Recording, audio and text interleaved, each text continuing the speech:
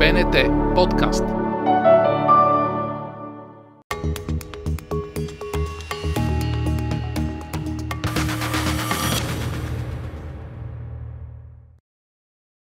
Това е Геополитиката. Аз съм Симеон Иванов. След кратката лятна пауза на този подкаст отново подновяваме с епизод, какъвто не сме имали досега, защото посрещам посланник в студиото на подкаста.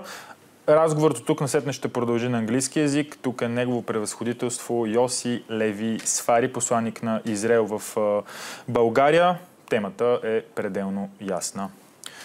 Mr. Ambassador, Your Excellency, you're the first ambassador on the podcast. Thank you for being here. It's an honor. Thank you. Our topic is very clear. We're going to talk about Israel and all the challenges in the Middle East. But let me start with something wise from the Bible. The Bible says that there is time for everything on earth. There is time to kill and a time to heal, time to break down and a time to build up.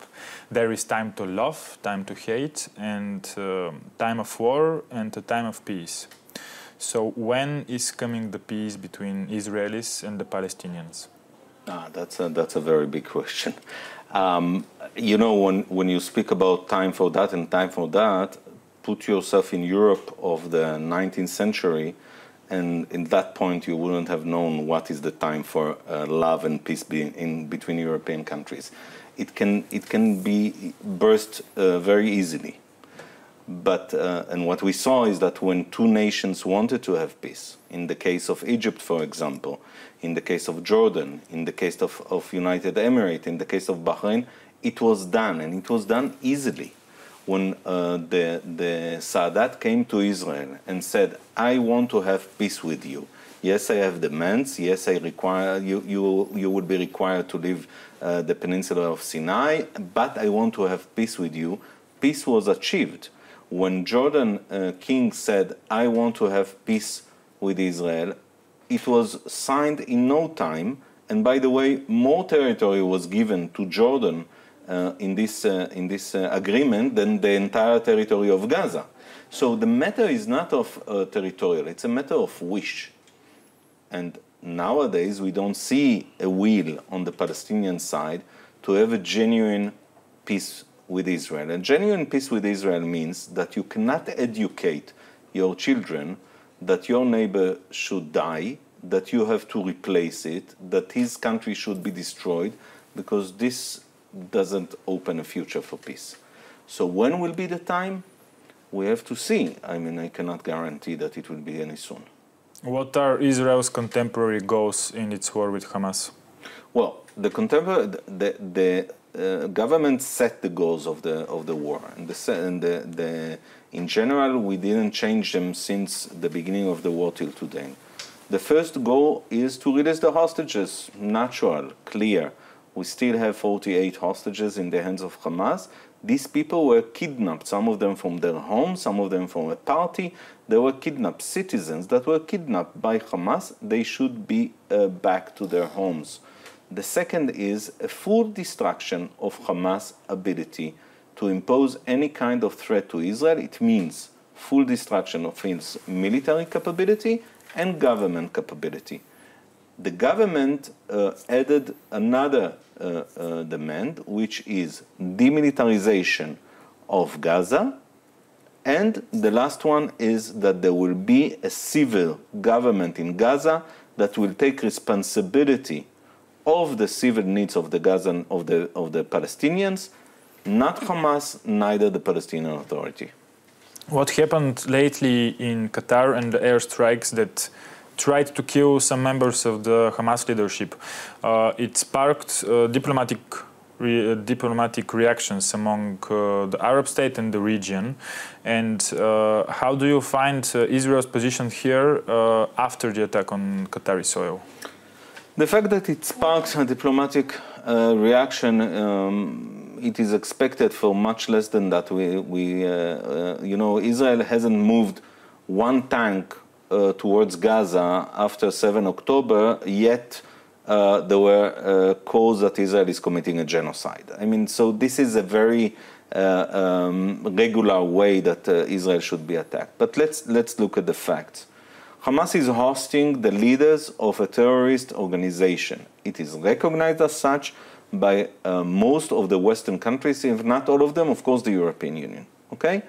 We said very clearly, we aim to destroy this organization. Destroying them, either to catch them or to kill them. There is no other alternative. For a long time we are trying to negotiate with Hamas. No negotiation is leading to any kind of a deal. Part of it, if not all of it, is because of these leaders that are living in a very expensive hotels in Qatar, and they are happy to sacrifice their own people. So in the end, there is a point that you have to take measures. Attacking very precisely, exactly the terrorists themselves, and making sure no other will be hurt, is something that was done by the Americans, for example, against bin Laden in Pakistan. We didn't hear the word very noisy. After that, I think everyone understood that it is safer to have a world without bin Laden. Now I want to ask you, do you think that our world would be safer with these terrorists or without them? So our demand to Qatar should be very clear. If they are not dead, please give them. Give them for us, that we would be able to trial them. So is the message here that whoever harbors members of Hamas is somewhat a military goal, a military target? Are you sending message to other Arab countries? I think that our Prime Minister sent a very clear message. He said, we won't allow harboring any kind of terrorist that acts against Israel, no matter where. Does it mean that Israel is going to attack now all over the world? No. But it means that we don't accept it. We don't accept the fact that a state is harboring a terrorist. I think it's natural. I think we can get back to this point later in our conversation, because in order to have an idea of what is going on and what Israel tends to do, I want also to ask you what comes after Hamas, according to Israeli plans and according to how you see the future. Another terrorist organization which is going to fill the vacuum is a very widespread hypothesis, because after violence, it comes more violence. Not necessarily. We have a lot of examples that it was the opposite around. This is why our demand that the security control over Gaza will be in the hands of Israel. Okay, that we will be able to keep on maintaining the security of this territory.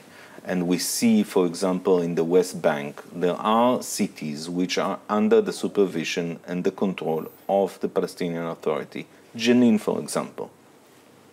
When Jenin became a terrorist cell of Hamas, the Palestinian Authority asked Israel not to intervene and to allow her to do its job. After a few weeks that they were trying, they were unable, and they left the place and asked us to get in. And Israel was managed to take over this cell of terrorism and to clean it. So in the end, it's a matter of ability or will, but there is no doubt that Israel will have to keep on maintaining the security of Gaza to make sure that it won't impose any kind of threat on Israel. Where do we draw the distinction between Hamas and the regular Palestinians? What do you mean? The distinction between them. I mean, we don't not everybody are terrorists there, right? No, definitely not. Look, let's look inside Israel for a second. In Israel, we have more or less 2 million Arabs, Muslims, citizens. They are Palestinians. They identify themselves as Palestinians with Israeli citizenship. Some of them would say that they are Israelis with Palestinian roots, but they identify themselves as part of the Palestinian people. Okay? We don't have a problem with them. They are living in our country. They have full right. We don't see a reason to fight. IDF is not involved in their life. They are members of the Israeli parliament. They are members of the Supreme Court. We have no problem with Palestinians or Palestinians. We have a problem with terrorists. And you have to remember, when the war started, there were more than 20,000 Palestinians coming from Gaza to work in Israel every day. So some of them, later on, we discovered that they gave information to Hamas, where exactly to attack. But we don't have a problem with people who are not involved in terror. Our problem is very clear, the terrorist.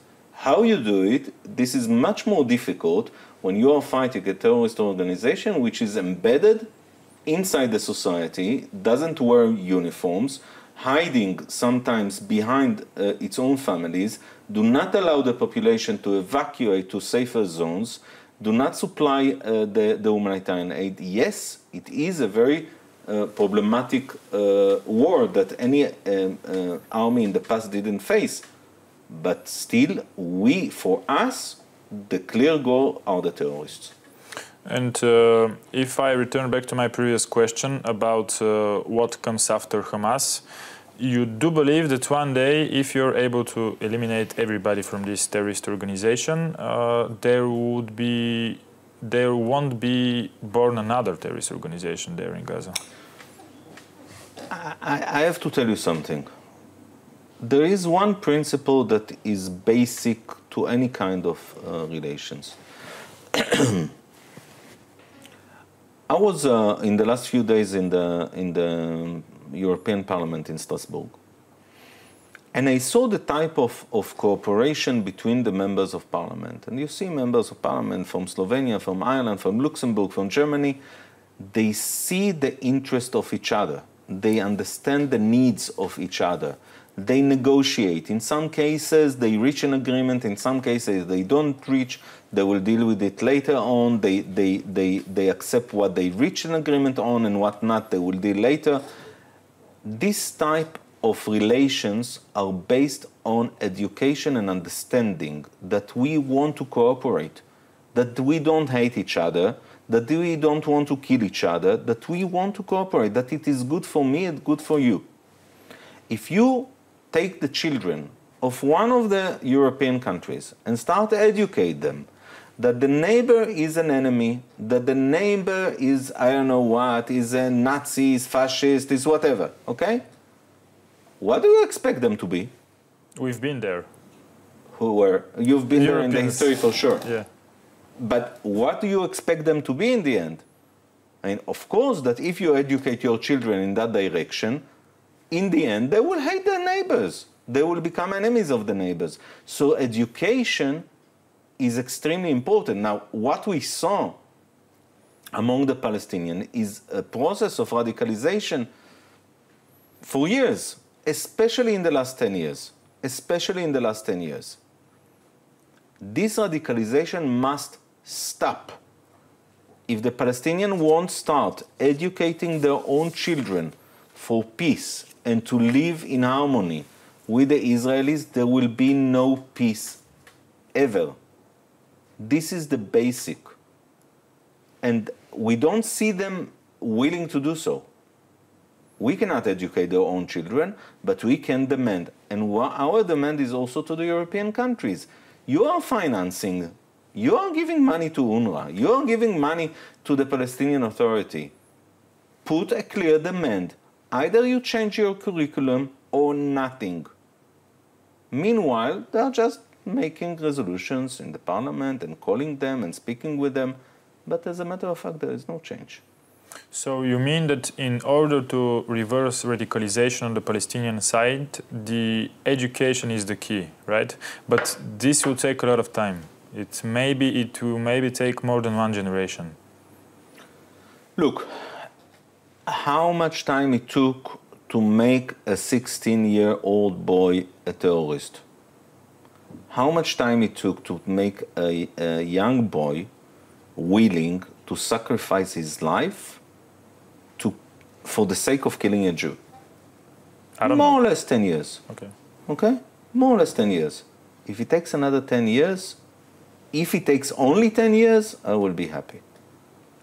Tell me more about your visit to the European Parliament in Strasbourg, what you said previously. How did you find European attitude toward Israel now and towards the war? I think that there is some kind of reflection of the very strong and a lot of time misleading PR and the false that Hamas is spreading on the public opinion, in the end, on members of the European Parliament. A lot of them, when you speak with them, they are totally on the side of Israel. They understand the situation, but they see some kind of negative trend against Israel. And as members of parliament that serve their voters, they reflect it in their own activity. And this might be a bit problematic. But what was surprising for me is the messages that are being sent by Europe. And there are two things that I want to mention about it. The first one is the message of let's pressure Israel. Let's put some more pressure on Israel, I know, to stop the war or whatever. This pressure serves exactly the needs of Hamas. What Hamas is doing is trying to drag this war as much as possible, to see whether pressure from outside on Israel will lead Israel to stop the military activity, and then Hamas will appear as a winner. Because for Hamas, keep on his feet is winning. It doesn't matter. I mean, what is the cost? The most important is to survive.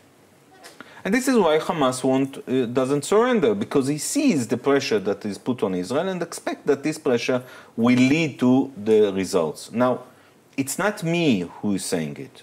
If it was me, okay. But this said two people. One of them is the previous Secretary of State of the United States, that said, Mr. Blinken, that said, once there was a scene that there is a daylight between Israel and the United States, the result was that Hamas stopped the negotiation for any deal. And the second was said lately by Secretary of State Rubio, who said the day that the President of France announced that he's going to recognize a Palestinian state, that day negotiation collapsed because Hamas didn't want to keep on. When they have signs that they are gaining in the diplomatic area and there is more pressure on Israel, they keep the war.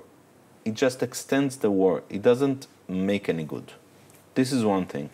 And another thing that surprised me a lot is the decision of the left parties in the parliament to oppose an amendment that was suggested by the right parties, that in any resolution there will be a sentence that will say that prior to any demand of two-state solution or whatever, or solution of a recognition of the Israeli state should be done by all the Arab countries. And they didn't want to accept it. Now, it sounds very funny. There is a non-existing Palestinian imaginary state that was recognized by, I don't know, 140 states, 30, I don't know how many. And there is an Israeli state that soon there will be less states that recognized Israel than the states that recognized Palestine. And yet, in the European Parliament, there are members of Parliament who says, no, we don't expect the Arabs to recognize Israel. Just for a second, Egypt, Jordan, And the United Arab Egypt, Jordan, Emirates, United Emirates, Bahrain, Morocco. they do recognize Israel. They did recognize so Israel, yes. Who does not recognize Israel among the Arab states? Well, Syria? there are 22 Arab states. So Syria, Lebanon. By the way, I think also Mauritania recognized Arab state and it's in the Arab League. Chad, of course, recognized Israel and it's in the Arab League, I think. I mean, there are countries also but Morocco, Tunisia, Algeria, these countries, Libya. Is it possible that among European politicians there might be some who might express support to Israel behind closed doors, but when they appear in front of public, they are, let's say, pro-Palestinian, or they criticize Israeli actions, not being pro-Palestinian. You asked me if it's possible? Yeah. Definitely.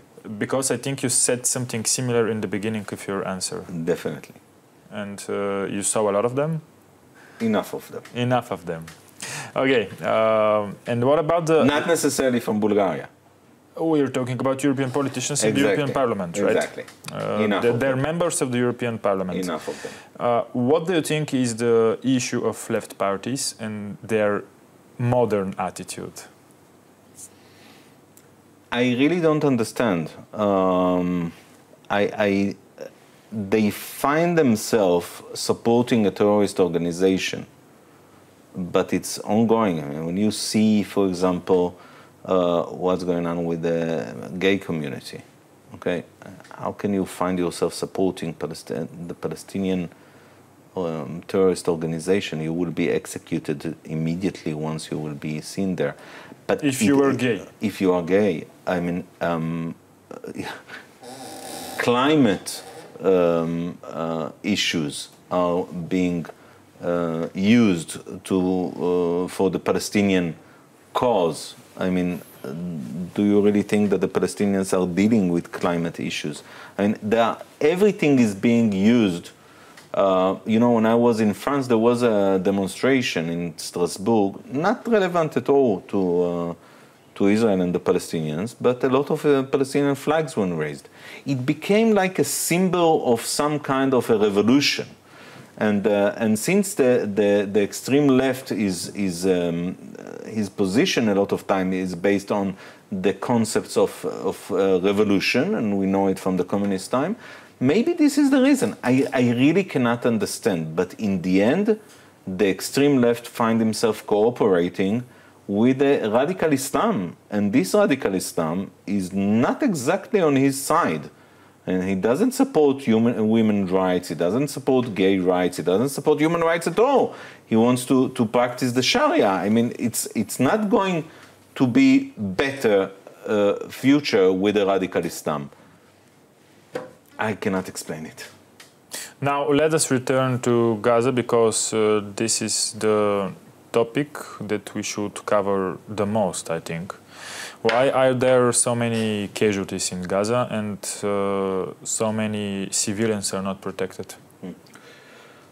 First of all, about numbers. There is a tendency to quote numbers of casualties. We have to remember all these numbers are being quoted by Hamas.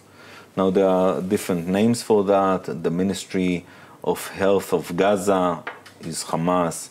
There is another civil Gaza, People of Gaza organization, Hamas. There is no one in Gaza that is not actually supervised by Hamas or getting approval from Hamas, or it is Hamas itself.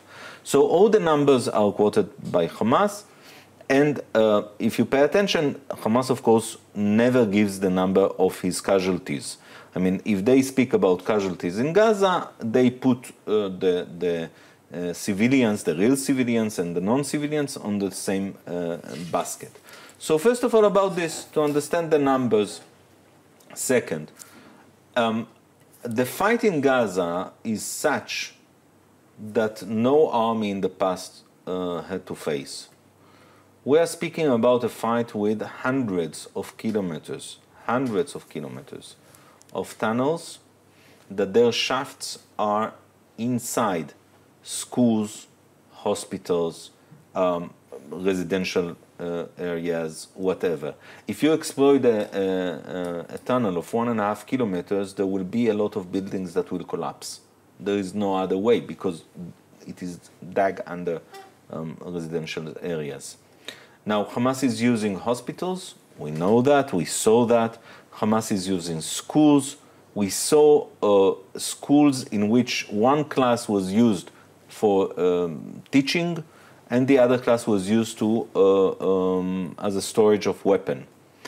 Now, if they are embedded between the society, if they have no uniforms, you can do whatever you do, like calling the population to leave zone areas.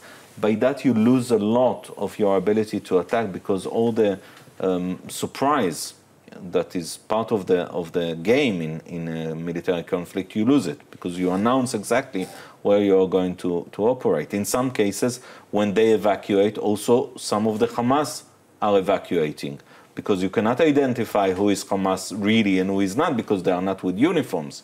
So you call the population to evacuate. You make phone calls to the population. In some cases, people are getting phone calls to their homes. Leave your house. Okay, you are under or you are around a military zone. Leave your house. They are getting phone calls. They are getting SMS. They are getting messages over the media. They are getting leaflets that we are throwing from the air to make sure that the population will evacuate to areas that won't be targeted. And yet, we have to admit, mistakes happen. There is no place, there is no war in the history that mistakes didn't happen. War is not in a laboratory.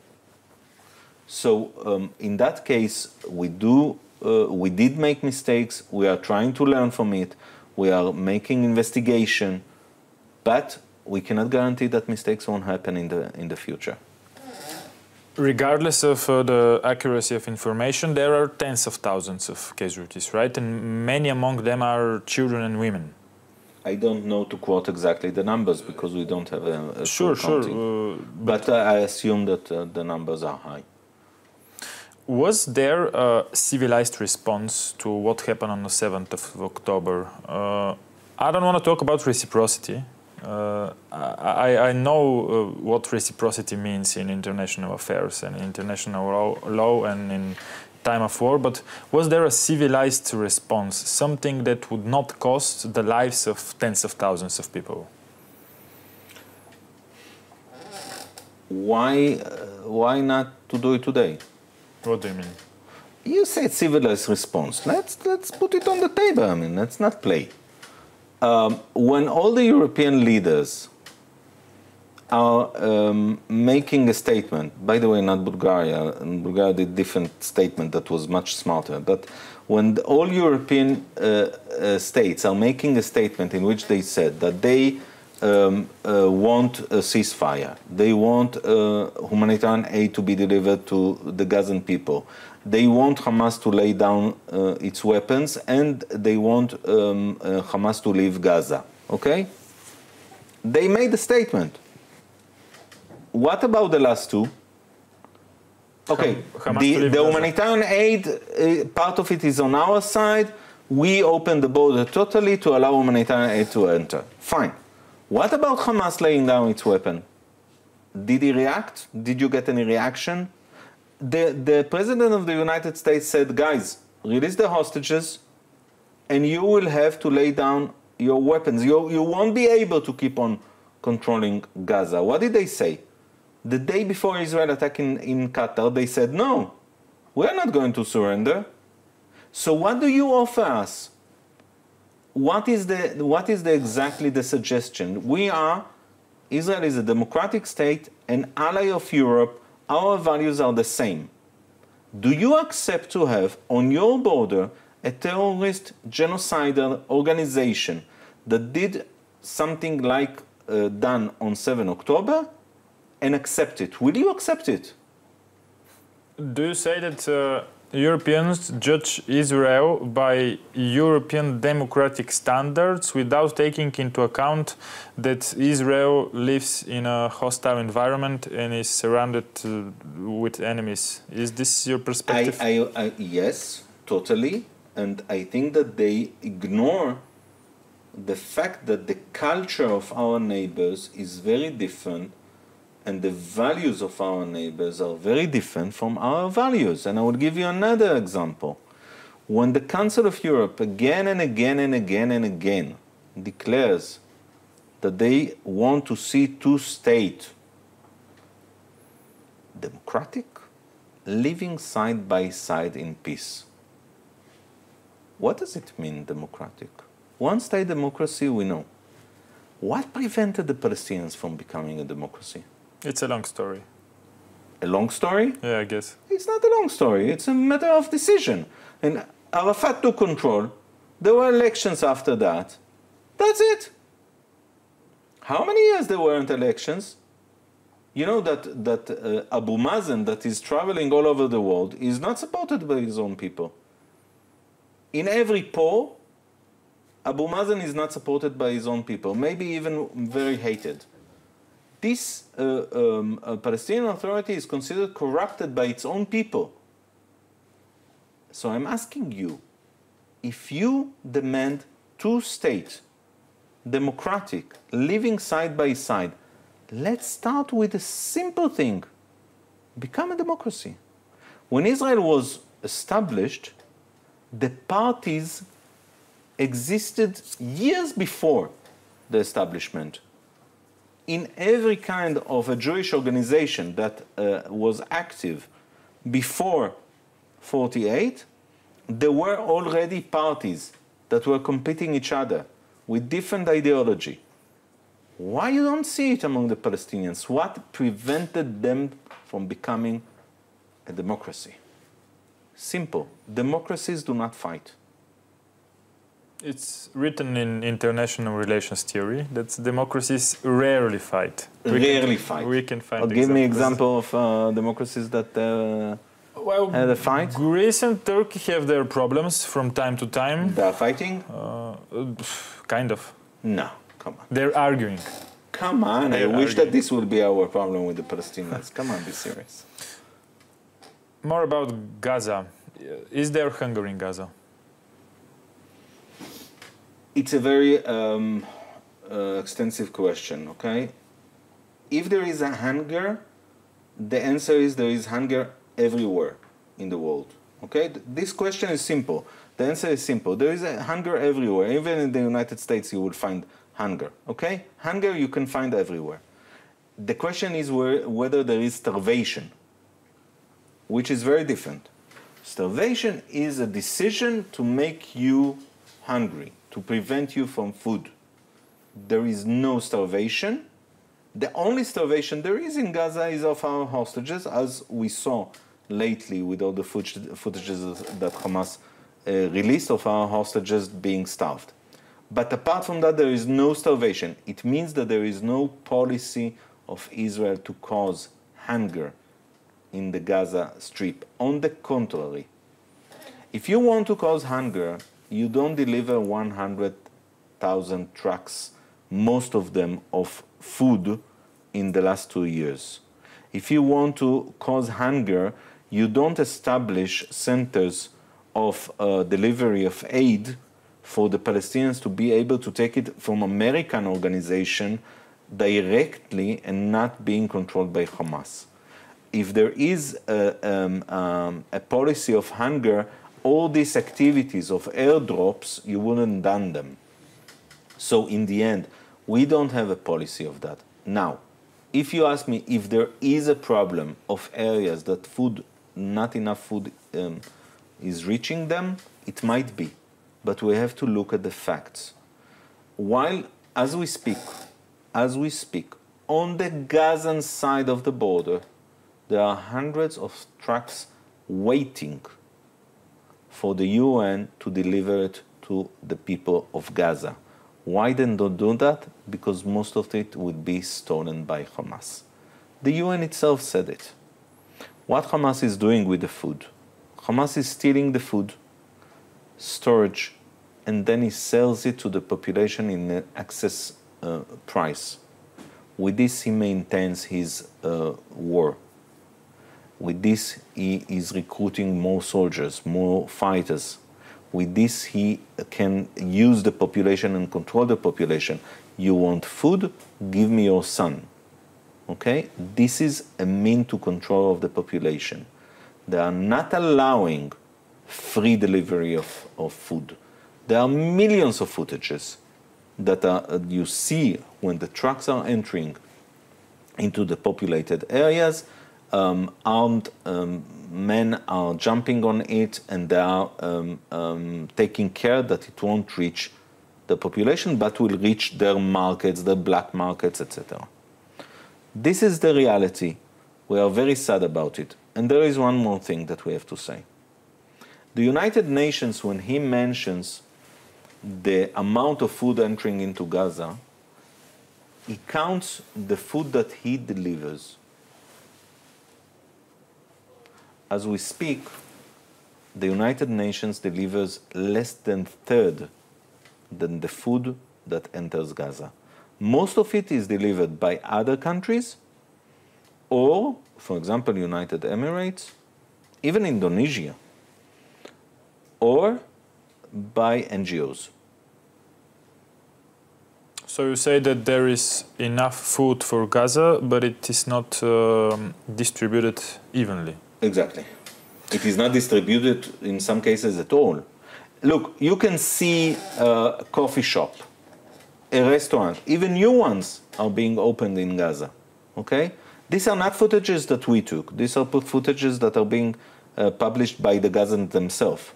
You can see markets full of food, but all of it is if Hamas wants.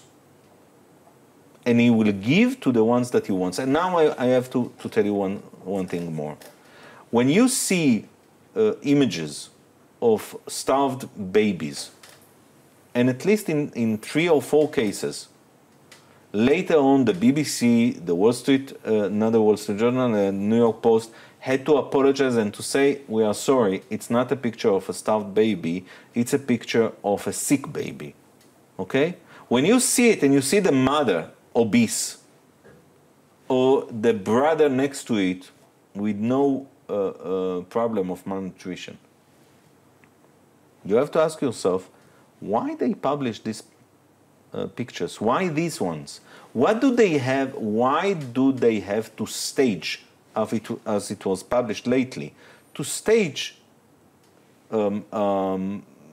children asking for food?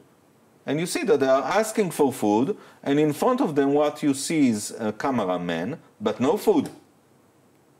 So it was a stage scene. Why do they have to stage it? Is the Israeli society accepting what is happening in Gaza? I like this question.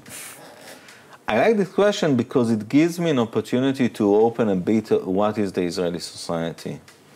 And a friend of mine is from Bulgaria, now is in Israel, and he wrote me yesterday night, he said, what amazed me more than anything is how many different type of people and societies you have. Different religion, different belief, different position. I mean, we have everything in our country. Now, in our society, there is an important population who oppose the fight, not because they oppose the goals of the war, because they think that it is much more important to release the hostages no matter what the cost will be, and if there is a need, to fight later. So what we are speaking is about nuance that exist between people in Israel. Of course, there are people that are more extreme to one side or to the other side. Some would say we have to take the territory and to settle there and to build a new city in Gaza. Okay, you will hear everything. But the main majority of the population in Israel, the center of the population in Israel are united on the goals of the war.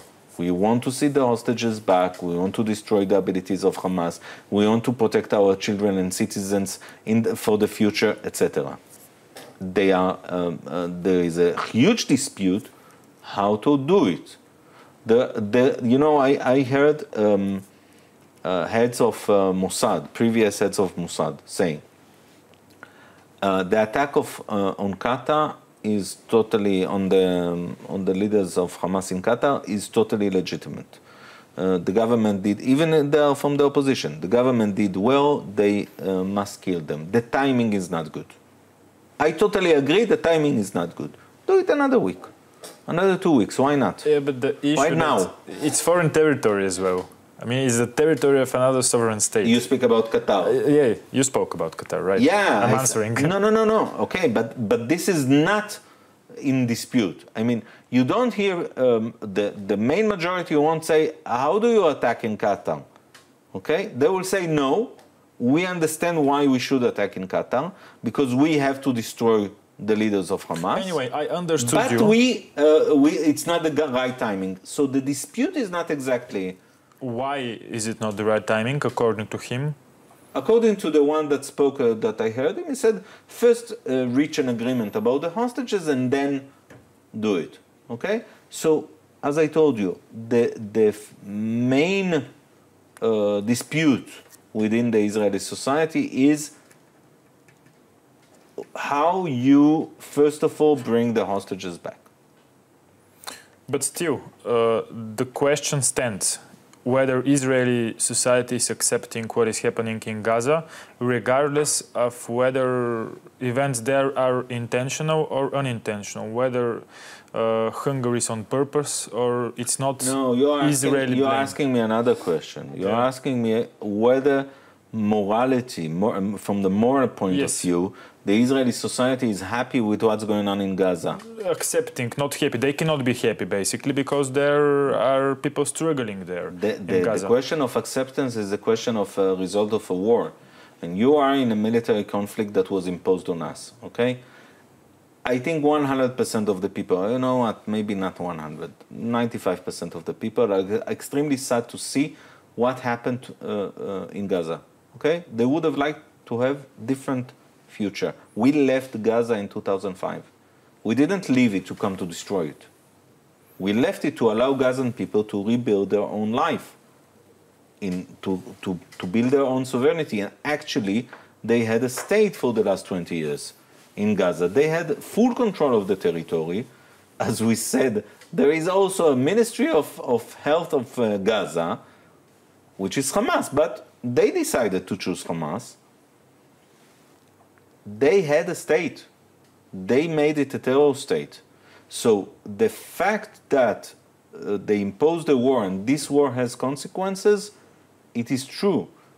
Are we happy with the consequences? No. For us, every killing of any citizen is a tragedy. Definitely children. Tragedy. It's not a means of war. It doesn't serve the war. A killing of a child, does it serve the war, the point of view of Israel? No. It doesn't add anything to our means of war. Our goal is very clear, to destroy the terrorist organization. So, are we sad about it? Definitely. But these are consequences of war. Look what happened in Mosul when the United States attacked there with the allies of the European allies. They caused distractions, they caused killing of civilians in Afghanistan, in Iraq, in every place. There is no way to exercise a war without causing a civilian life. There is no way to do it. Are Israelis saying or accepting that horrific things happen in Gaza, but not entirely on Israeli blame, not entirely Israel is to blame for what is happening there in Gaza? I mean, do they accept that some horrific things happen?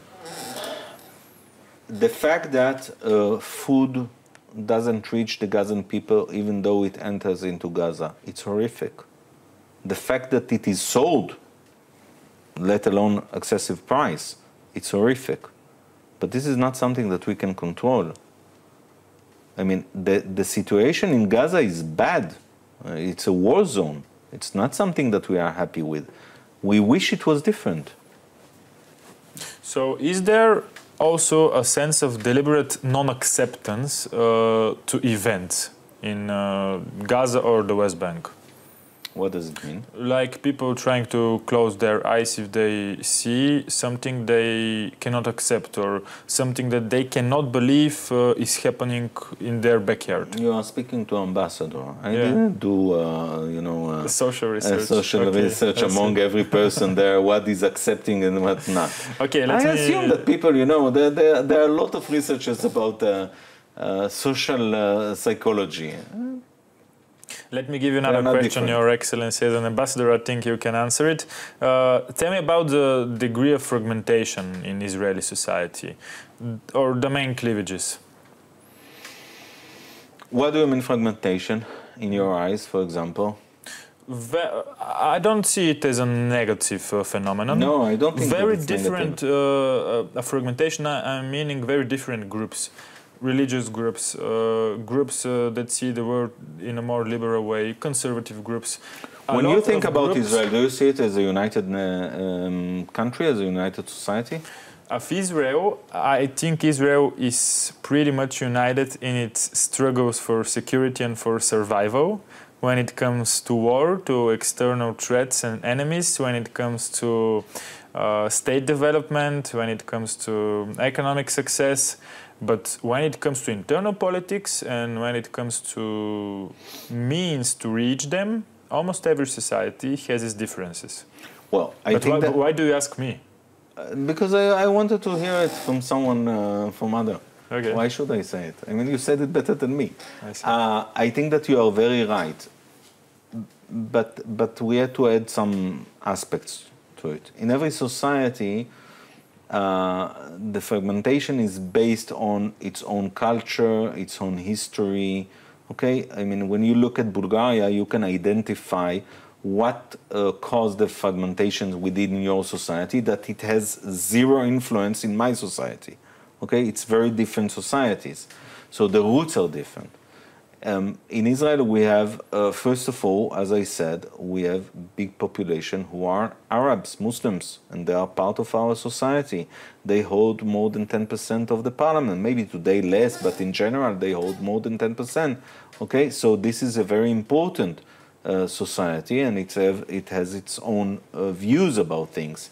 There are ultra-Orthodox, but within the ultra-Orthodox, it is also very interesting because the fragmentation between them is huge. In some cases, the fragmentation between ultra-Orthodox and other part of society is more, it's more inside than with other parts of society.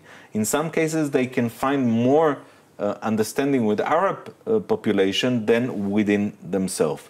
So the fragmentation is very big, but as you said rightly, we are united in our resilience, we are united in our fight for security, we are united in our wish to live in peace and tranquility, we are united to develop our country. So there are a lot of things that we agree on, and I think that one of the things that makes us very much united is the military service. And this is a phenomena that you have to understand. I mean, our sons, my sons, were called to the military service the day that the war started. One of them was 26, the other was 31. 2 years after, they served more or less 350 days, each one of them. It's more than a year, with some pauses. But when they are in the military service, they can serve with the Orthodox or with others, with different point of views, with different ideology. They don't agree about anything, but they are brothers. When they leave the military service, they take off the uniform and they go to the different demonstrations. But this is, I think, something that makes us very strong. Definitely, and I think it's something that we cannot understand because we do not serve in the army, and even those nations who have army service, they do not serve that long, and normally you shouldn't serve that long. It's because of the war, but sure. But there is something that I was told by a young Bulgarian. He said, "I don't understand. When the war started, the flights were full on the way to Israel, not from Israel." I said yes, and some of our young boys even sat on the floor of the airplane because the airplanes were fully booked because they wanted to go back to Israel to join the fight to protect the state of Israel. And this is something very unique. This is something very unique. The understanding that we are leaving a time in which we have to protect our nation, and in some cases it can cost your life. And this is something that people are willing to sacrifice, and it's a core of strength. I think that the whole thing about the army and socialization cannot be understood in Europe because Europe was in peace for a long time. If we had the Yugoslav wars, we have the Ukrainian war, but in Europe, I don't think we can get used to this type of mentality. You are right, and you see now a process in the European Union that or NATO to strengthen the armies, etc. But there is one issue that is most important, which is the soldiers. In the end, he is the one that has to operate. So how do you strengthen the society to be in a position that it can fight? This is a big question. Okay, we started from the fragmentation and cleavages, we reached the army, and since we are speaking about the Israeli army, there is another quite important question. Israeli army is probably among the best conventional armies in the world, if not the best. Israel intelligence as well. It seems that you know the location of your enemies and you eliminate them one by one. And yet you eliminate them with precision strikes. Tehran, Qatar, Lebanon, a lot of them in Gaza, a lot of pinpoint, accurate precision strikes. And yet in Gaza, tragic incidents happen, like the one with journalists, with the 5 journalists that were killed, like the one that took the life of the Bulgarian Marin Marinov, who served in the UN. How is it possible to have such sophisticated, technologically advanced army and still commit actions that would lead to, I quote, tragic accidents? The last sentence that I said is that you can build an army with the best technology, but in the end, it is the soldier who operates it on the ground. And soldiers are human beings, and they make mistakes. And there is no war without mistake. There is no day that you don't drive a car and someone can make a mistake and cause an accident, and this happens also in a war zone. By the way, the case of Marin Marinov is totally different from the case of the journalist. Do you want to talk about it? About Marin Marinov? Yes. Yeah, I will talk about it. I didn't say I didn't want to talk about anything, but I will talk about it. But it's very different. I mean, in the case of the journalists, some of them were terrorists actually, but yet this attack was a mistake. I mean, some of them participated even in the 7 October, the invasion into Israel, yet this attack was a mistake. And we accepted it as a mistake, we apologized for it. About Marin Marinov, there was a mistake as well. This place shouldn't be attacked, and it was attacked by mistake. I don't know why. I have no, it's unclear why. It might be that it's a human mistake, but it's a mistake. And Israel make it clear once we discovered that there was a mistake and it is our responsibility. We said it very clearly and openly. and we spoke, there were a talk between the Minister of Foreign Affairs of Bulgaria and the Minister of Foreign Affairs of Israel, and Israel expressed its condolences and its pure regret related to this incident. But I want to say something that is very much important. Israel didn't attack Bulgarian. Israel didn't attack Bulgaria by any means, not even by mistake. Marin Marinov, unfortunately, was there, and he is a citizen of Bulgaria, and I understand why it caused a lot of bad feelings among Bulgarians. It's totally understandable. But it's not a bilateral matter. It's not a matter between Israel and Bulgaria. Unlike the case of Qatar, for example, in which Qatar can say, you attacked in our territory, this is not the case. Okay? So this is very much important. The attack was against UN. Mistake attack was against UN. And the responsibility of any kind of discussion related to it is between Israel and the United Nations. You studied conflict resolution, among other things you studied, right? Your master's degrees in conflict resolution. So you're familiar with international relations. Mm-hmm. And by the way, some of the terms that you use while you speak are commonly used in international relations theory and books on international relations. So it seems that after 20 years I remember something. No, it's just another way to explain my next question, because you have a grasp of what is happening in the world. You observe global politics, you observe diplomatic channels, and do you think that Israel is losing or it lost some of its international reputation? Well, you cannot ignore what's going on in the world. I mean, if I would say it, I will be blind. And when you see what's going on in Europe, even the demand of the ministers of Sweden and the Netherlands to impose sanctions on Israel, I mean, when you see it, you cannot say that there is no cost in the diplomatic arena because of this war. In the end, the question that Israel has to put on the table, and this is the balance that it has to do, is what is our security, what are the requirements for our security?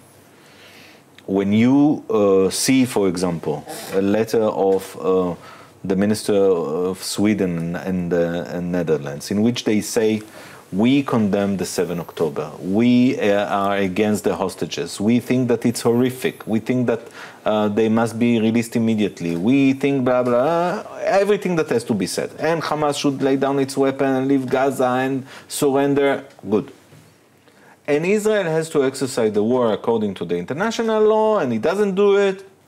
So, this is why we believe that the European Union should put pressure on Hamas and on Israel. And immediately after, nothing is said about Hamas anymore. Why is that? Because they don't have an answer. What is the way to pressure Hamas? There is no other way. If it's not military, there is no other way.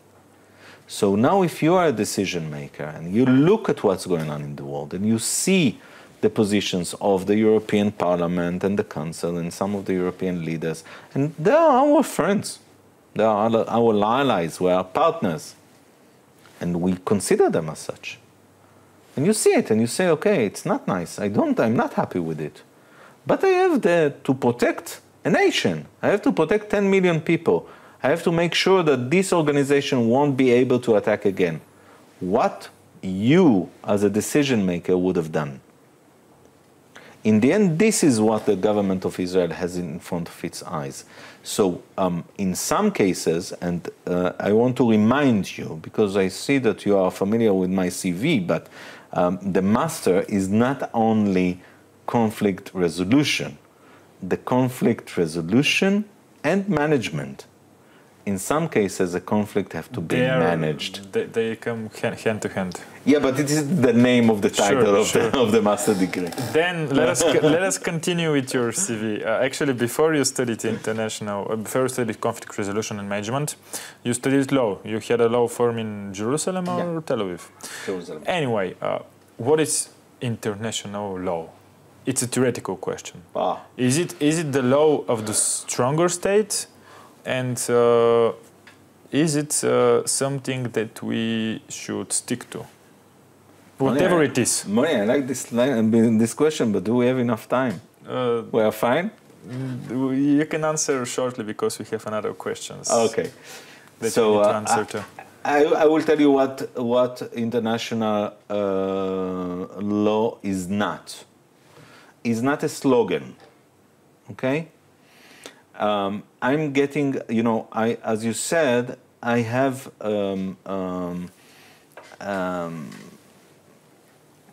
studied law, bachelor degree and master degree, conflict research, which is also connected to international law. I'm a diplomat in the last 20 years, yet I don't consider myself professional in international law. But apparently, a lot of the commentators, some of them you interview in your programs, they are professionals of international law. And it's so easy to say, Israel is acting against the international law. Okay, do you understand something in international law? Customary international law. Does it say something to you? Do you know what it means, customary international law? Probably not. And this is, from my point of view, is funny, but from the point of view of countries that consider international law as important, this is dangerous. Because international law is not a mean to act against Israel in everything. In the end, it's kind of an order. And if you don't practice this international law in everything, there is no meaning to have an international law. And I will give you an example. The same day that Israel attacked in Iran, and most of the European countries condemn Israel for breaching the sovereignty Qatar, breaching the sovereignty of Qatar. The same day, few hours later, Israeli society, Israeli civilians were attacked by a missile coming from Yemen. By the way, hundreds of missiles were launched from Yemen, the Houthis. Did you hear anything from any of them? Did they say a word about it? Not at the same day, because they were busy condemning Israel at the same day. Maybe the day before that we were attacked also by the Houthis. Maybe a week before. Maybe today. I don't know, take one day that they are free to condemn some others that are attacking Israel and breaching our sovereignty. You don't hear that. And this is when international law is being used in a very cynical way. And why is it cynical? Because we as a democracy, we say very clearly, we consider ourselves abide by the international law. We are following the international law.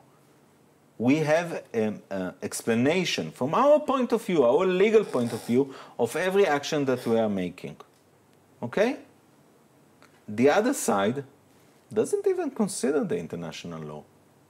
And then you condemn the one that consider this? Your Excellency, last questions. We are reaching the conclusion of our episode. But this is an important question. What will happen with the West Bank? What are Israeli plans there? Look, I will tell you one thing, and this is, today it's almost anonymously accepted by the Israeli society. A Palestinian state won't be. This is clear from our point of view. There is no way to come back to the experiment that we had in Gaza. So no two-state solution? It's not a solution, it's a nightmare. You call it solution. A geopolitical nightmare, a security nightmare, or what? Whatever you want to call it. But first of all, security nightmare. Maybe a two-state solution can be 100 years from now when we see that we are in different type of relations. But right now, to speak about it as a solution, no, it's a nightmare. It's not a solution. We saw what happened because of this nightmare. So the two states nightmare won't happen. We want the Palestinians to control their own life. We want them to develop a health system and not to be dependent on your money, as they are dependent today. You mean European money? European money being paid to them through UNRWA to support the fake concept of refugees that they are still from 48 till today. Yes, this is your money. Instead of investing in your country, you are investing in others. So we think that they should develop, and it's about time that they will be independent in their health system, welfare, education, all the civil aspects of their life. But they cannot have an army, they cannot control the security and the borders in a way that will jeopardize our own security. This we cannot allow. Simple as that. And there are a lot of ways to find this kind of modalities. There are a lot of ways to make this kind of solutions. If the other side wants to live in peace, it is totally possible. So basically the West Bank is going to stay as it is, but with more settlements, or what? The settlement is another issue, and you know, I keep asking myself, as we just said, there are 2 million Arabs that consider themselves Palestinian in Israel. When you hear the Palestinians or Western countries or the UN, anyone think that they should be transferred to the new Palestinian state? No. They will live in Israel and they will be with equal rights. What's the problem? Why Jews shouldn't be lived in a territory which is our ancestral area, in which all our history was built there? Why they are not allowed to live there?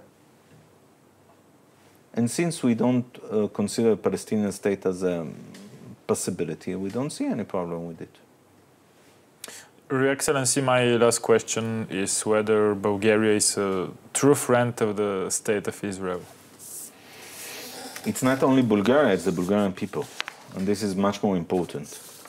The friendship of the Bulgarian people is a historical one. And it started hundreds of years ago. The fact that Jews, non-Jews, Christians, Muslims live together in this land in peace and manage to cooperate. And as you know, Vasilevsky said that his dream that one day in this country, Jews, Turks, and Christians will live together in peace. And you managed to develop this kind of society. And the outcome of it was the fact that in the Second World War, the Bulgarian society couldn't understand why the Jewish neighbors should be deported and killed. And this is something that was very unique in all the history of Europe, and this covers to our days today. There are a lot of people in Israel who are Bulgarians or Bulgarian roots. We have a lot of Jews here, and these kind of connections are very strong. So the connections are definitely between the governments, but they are very much rooted between the societies. Thank you very much for everything that you said. Thank you. On the episode, the ambassador of Israel, Yossi Levi Sfari. I pronounced it correctly, right? Perfect. Okay, thank you very much. Thank you. It was a different episode for this podcast because, as I said earlier, as I said in the beginning, we never had an ambassador on the podcast. So thank you for your time. I'm honored to be the first. Yes, thank you for your time. Thank you.